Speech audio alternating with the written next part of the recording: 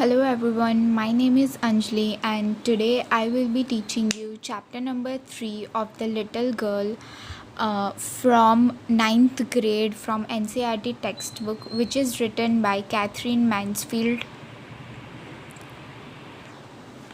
तो ये जो स्टोरी है वो एक बच्ची के बारे में है जिसका नाम है केजिया, जो अपने पेरेंट्स और अपनी ग्रैंड माँ के साथ रह रही होती है। और ये जो पूरी स्टोरी है वो उसके पेरेंट्स के साथ उसका कैसा बॉन्ड है, वो उनके बारे में कैसा सोचती है, उससे कौन कौन सी चीज़ें अफ़ेक्ट करती है, उसके बारे में है।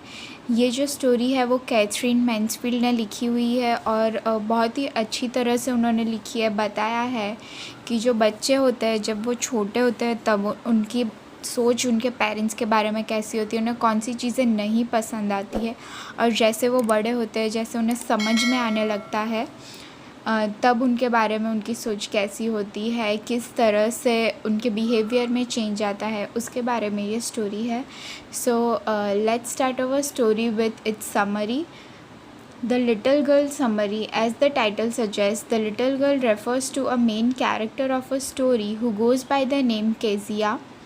Moreover, the main theme of the story is relationship between parents and their child. Also, the writer Catherine Mansfield wishes to tell us that children share a very deep bond of love with their parents.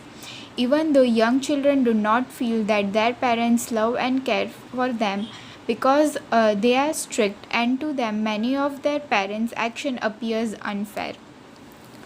सो इसमें इस summary में यही कहा गया है कि उन्हें ये जो बच्ची है केजिया उसके साथ रिलेट कर सकते हैं हम सब कि हमें हमारे पेरेंट्स बहुत स्ट्रिक्ट लगता है, कभी कभी हमें कुछ चीज़ें नहीं करने देते, कहीं नहीं जाने देते, and many times they do not buy us things which we really want, जो हमें पसंद है। कई बार जो खिलौने होते हैं, कपड़े होते हैं, कई सारी चीज़ें हैं। जैसे इस वक्त मोस्ट ऑफ़ द बच्चों को यही चाहिए होता है कि उन्हें फ़ोन, महंगा फ़ोन ला कर दे, लैपटॉप ला कर दे, जो गैजेट्स है, गेम्स है, वो चाहिए होती है।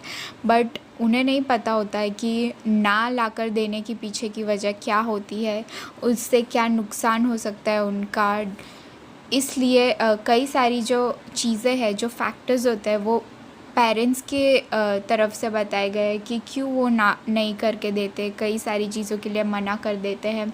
और इसी वजह से जो बच्चे हैं उन्हें ऐसा लगता है कि उनके पेरेंट्स बहुत ज़्यादा स्ट्रिक्ट है और वो काफ़ी नाराज़ रहते हैं, वो काफ़ी डिस्टेंट रहते हैं उनके पेरेंट्स से। सो इसी बारे में स्टोरी है। और जो आगे लिखा है कि besides when children grow up they realizes that all the acts of their parents were favorable for them. In addition, all along the parents were afraid for them, and below their strictness lies the heart full of love for them. Most importantly, this bond of love between parents and their children has been underlined through the little girl summary. तो इसमें वही कहा गया है कि जो strict होते हैं उनके पीछे भी एक वजह होती है। जब हमें किसी चीज़ के लिए मना करते हैं या हमें ज़्यादा फ़ोर्स करते हैं, पढ़ाई के लिए फ़ोर्स करते हैं, अच्छे ग्रेड्स के लिए फ़ोर्स करते हैं, उसके पीछे भी एक वजह होती है। जो जब बड़े होते हैं तब हमें पता चलता है कि हाँ, ये किया था तो अच्छा था, ये पेरेंट्स ने हमारे लिए किया, इतने स्ट्रिक्ट रहे, सो वो चीज़ें अच्छी थी। इसी बारे में बताया गया है। So now let's start the main story. In the story, there was a little girl named Kezia. She lived with her father, her mother, and her grandmother. Also, she was afraid of his father and tries to avoid him all the time. Moreover, she feels comforted on seeing her father leaving for office. ये जो बात बताई है वो almost हम सभी बच्चों में एक कॉमन होती है। हम सबको ऐसा लगता है कि जब हमारे पेरेंट्स नहीं होते घर पे, या जब हमारे जो फादर है वो ऑफ़िस के लिए जाते हैं, तो हमें कंफर्ट लगता है कि हाँ, अभी इतना टाइम हमें कोई नहीं डांटेगा, हम जो चाहे कर सकते हैं, we can do things our way. हमें बहुत सारी चीज़ों में ऐसा लगता है, तो उसी बारे में यहाँ पे बताया गया है. So she was so afraid of her father that she mumbles in front of him as he appears to her as rude, critical and harsh. Further, her grandmother shout her to understand her parents better, that why she would encourage her to go to the drawing room to chat with her parents. Then again she finds them cold towards her. तो यहाँ पे ये बताया गया है कि उनकी जो ग्रैंड मदर है केजिया की, she tries to fixes the problem, वो ट्राई करती है कि जो भी मिसअंडरस्टैंडिंग है, जो भी चीज़ें हैं वो उसके पेरेंट्स के साथ सॉल्व हो जाए। पर जो केजिया है उसको लगता है कि उसके जो फादर है वो काफ़ी रूड है, क्रिटिकल है, हार्श है। क्रिटिकल का मतलब है काफ़ी ज़्यादा उसे इस तरह से बात करते हैं, ताने मारते हैं कि ये सही नहीं किया, you are wrong in this, इस तरह से बहुत सारी चीज़ें बोलते हैं जिस वजह से उसे नहीं पसंद आता, उसे बहुत रूड लगते हैं वो। और पर उसकी जो ग्रैंडमा है वो ट्राई करती है कि चीज़ें सॉल्व हो जाए, वो उनसे बात करे। बट केजिया बताती है कि जब वो फिर से उनसे बात करने के लिए लिविंग रूम में गई तब उनका बिहेवियर काफ़ी चेंज नहीं हुआ था, वो तब भी इतने हार्श थे, कोल्ड थे उनकी तरफ, और इसी वजह से उन्हें नहीं पसंद आता उनके साथ टाइम स्पेंड करना। So, one fine day her grandmother suggested Kezia to prepare a pincushion for her father's birthday. इसमें ये बताया है कि एक दिन जब केजिया के पापा की बर्थडे होती है तो उसकी जो ग्रैंड मदर है उसे बताती है कि तुम्हें उनके बर्थडे गिफ्ट के लिए कुछ बनाना चाहिए। तो उन्होंने डिसाइड किया कि वो एक पिन कुशन बनाएगी उसके फादर के बर्थडे के लिए। So consequently Kezia stitches the 3 sides of pin cushion casing, but after that she needs to stuff the cushion with something. That's why she goes to her mother's room, 6 number, the bed table. There she finds many sheets of fine paper. तो जब वो cushion बनाने लगती है, वो जो 4 sides होती है उसमें से 3 साइड उसने बराबर से स्टिच कर दी होती है, और फिर उसे लगता है कि अभी से फ्लफ़ी बनाने के लिए अंदर कुछ डालना पड़ेगा। जैसे कुशन में रुई होती है वैसे ही वो सोचती है कि अब मैं इसमें क्या भरूं। तो फिर वो अपनी जो मॉम है उसके रूम में जाती है, वहाँ पे 6 नंबर का जो बेड का टेबल होता है वो खोलती है, तो उससे वहाँ पे कुछ फ़ाइन पेपर मिलते हैं, कुछ स्मूथ पेपर्स मिलते हैं जो वो सोचती है कि ये ठीक रहेगा कुशन को स्टफ़ करने के लिए। Then she torn the paper into small pieces and filled the pin cushion and sew up the 4th side. However, she doesn't know that those paper contains her father's very important speech for Port Authority. तो उसे नहीं पता होता है जब वो papers लेकर आती है कि वो कुछ इम्पॉर्टेंट डॉक्यूमेंट होते हैं उसके पापा के, और वो उन्हें फाड़ कर कुशन में भर देती है। तो वो काफ़ी टेंस्ड हो जाती है कि अब वो क्या करेगी, उसे नहीं पता होता तब। So although she accepted her mistake and tries to explain the reason why she did it, but her father was too angry to listen to her reason and punished her with ruler on her palm. तो वो समझाने की कोशिश करती है उसके पापा को कि उसने ऐसा क्यों किया, क्या रीज़न था, पर उसके पापा जो है वो बहुत ज़्यादा गुस्से हो जाते हैं क्योंकि वो बहुत ही इम्पॉर्टेंट पेपर्स थे उसके लिए। सो उसे पनिश करने के लिए उसके पाम पर रूलर से मारते हैं और वो काफ़ी अपसेट हो जाती है उस बात पर। However, she failed to understand why she met out the punishment even after she accepted her mistake. Terribly, she said that what did God make father for? तो उसे बहुत बुरा लगता है, वो अपसेट हो जाती है कि मैंने अपनी मिस्टेक एक्सेप्ट कर ली, उसके बाद भी मुझे डांट पड़ी, मार पड़ी। तो वो गॉड से पूछती है कि आपने फादर को क्यों बनाया है ऐसा, उसके फादर ऐसे क्यों है। Most importantly, one evening she saw Mr. MacDonald playing with his 5 children, laughing and enjoying with them. This event influenced Kezia that all fathers are not similar. She concluded that some father is caring and loving like Mr. MacDonald and some are harsh like hers.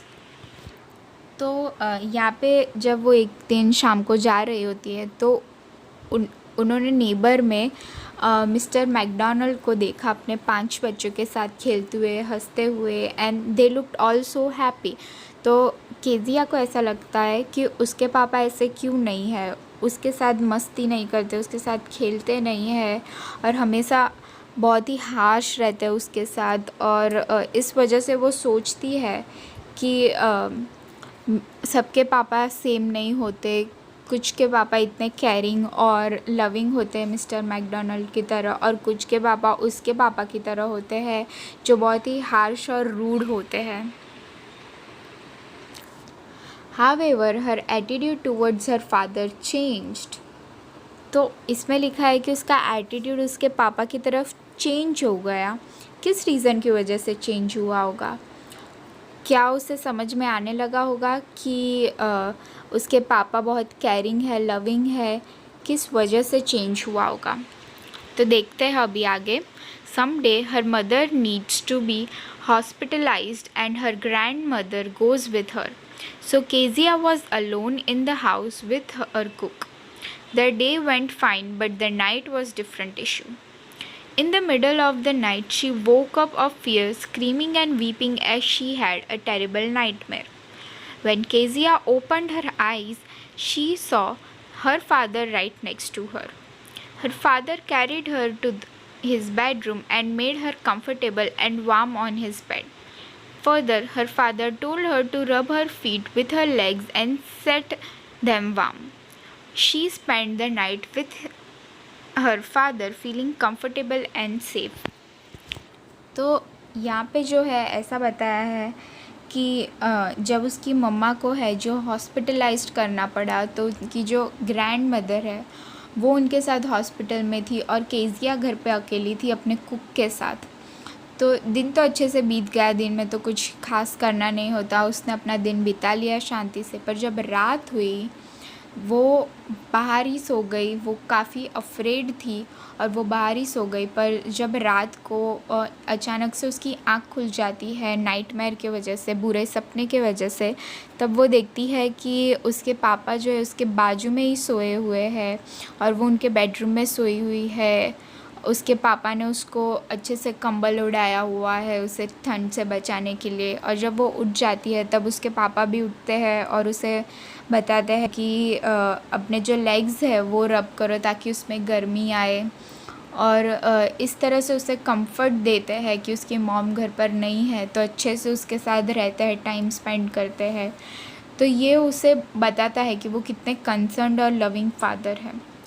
After that, she realized that her father was not a bad person and he loves and cares for her in his own way. Moreover, he had to work a whole day to provide for his family and was too weary by evening to play with her. तो इसमें ये बताया है, जो moral है story का वो है कि चाहे हमारे जो फादर है, हमारे पेरेंट्स हैं, हमें ना बताए कि वो हमें कितना प्यार करते हैं, कितनी केयर करते हैं, but the end of the day वो हमेशा हमारे लिए खड़े होते हैं। जब भी हम किसी प्रॉब्लम में होते हैं, they are always there for us. तो हमें हमेशा पोलाइट रहना चाहिए, उनके साथ अच्छे से बात करनी चाहिए। यही एक स्टोरी का मोरल है कि हमारे जो पेरेंट्स हैं, हमारे पापा है, पूरा दिन काम करके आते हैं फैमिली के लिए ताकि हम अच्छे से रह पाए, हमें खाना मिले पेट भर कर। और उसके बाद वो इतने थक जाते हैं कि वो शायद हमारे साथ ना खेले, हमारे साथ ना बात करे, but that doesn't mean that they don't love us. At the end of the day they will always love us and will always stand by us.